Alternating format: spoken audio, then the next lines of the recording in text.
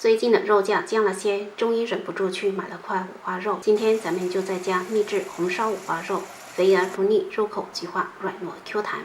将五花肉稍微切大块些，但也不要切得太大块了。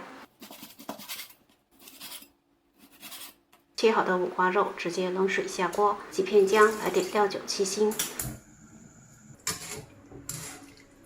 大火烧开后，将表面的浮沫撇去，再焯水2分钟。焯好直接捞出，用清水冲洗干净，装盘备用。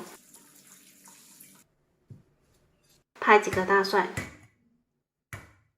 准备一些桂皮、香叶、八角、姜片、蒜。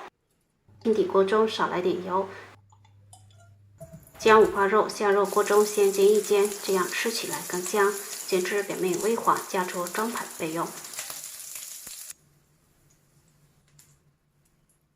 另起砂锅，少来点油，1小把冰糖，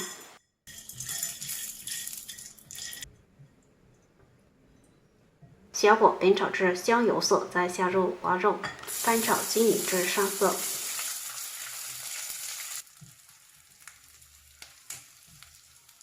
放入蒜、桂皮、八角、香叶，小火煸炒出香味。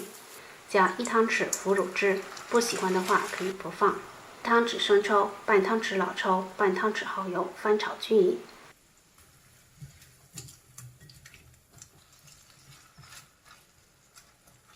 倒入没过五花肉的开水，盖上盖子，小火焖半个钟。水煮至剩下1/2的时候，跳出调料，加盐调味，并翻拌均匀，大火收汁至浓稠。